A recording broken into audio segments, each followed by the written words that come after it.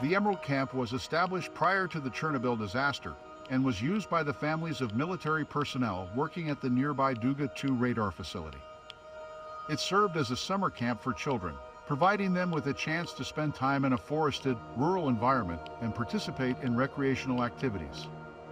The camp continued to operate after the disaster, but the surrounding area was eventually designated as part of the exclusion zone due to high levels of radiation.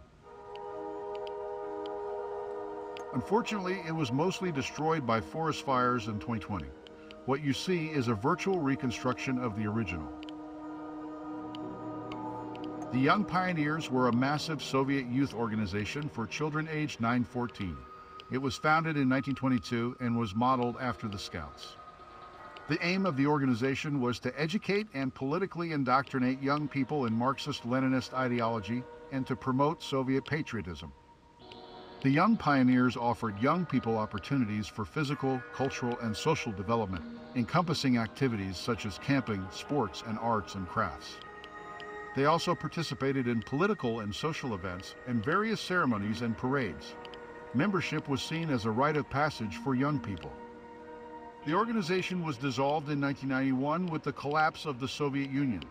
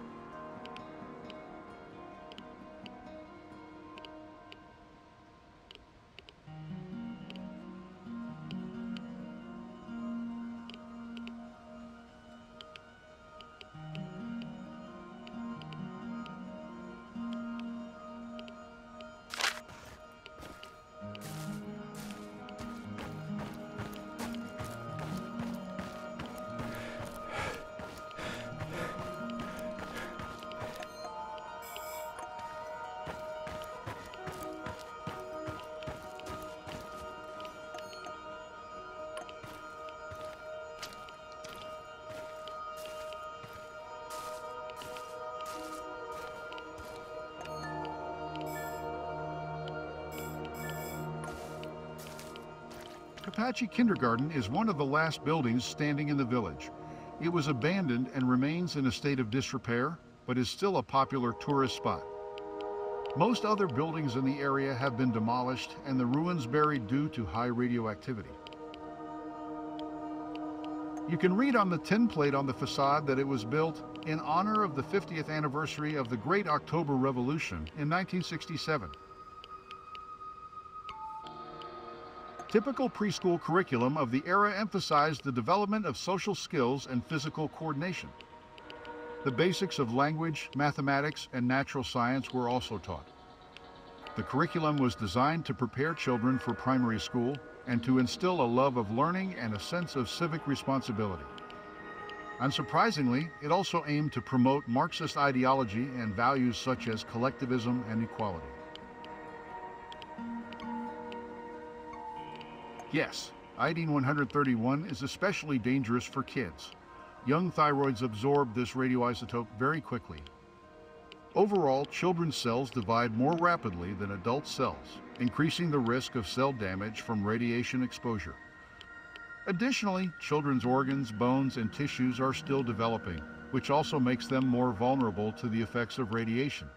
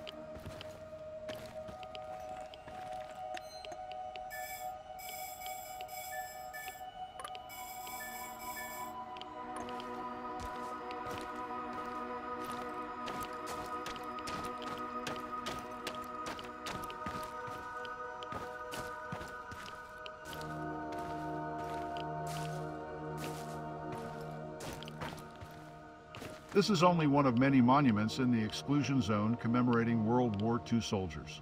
However, it is probably the most visited by tourists today.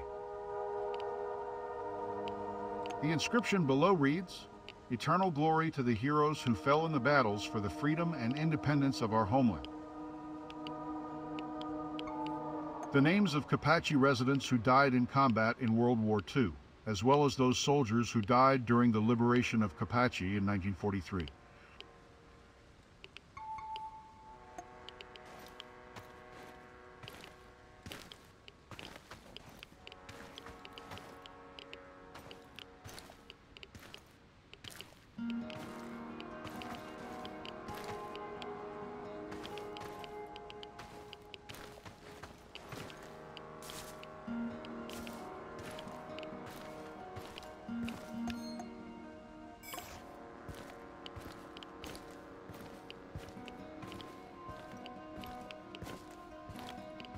Welcome to Kopachi, a village located near the city of Pripyat and the Chernobyl nuclear power plant. Kopachi was heavily contaminated by radioactive fallout and was evacuated and abandoned shortly after the accident. Kopachi is located about 5 kilometers southwest of the Chernobyl nuclear power station. It's one of the closest settlements to the plant. The area around the village is considered to be a dead zone and not safe for human habitation. Probably around 500 people. Like many other villages in the area, it was a small, rural community made up mostly of farmers and their families. Before the disaster, Kopachi had a typical layout for a small village, featuring several residences, farmsteads, and small administrative buildings. After the accident, the government demolished many of Kopachi's buildings in hopes of reducing the spread of contamination.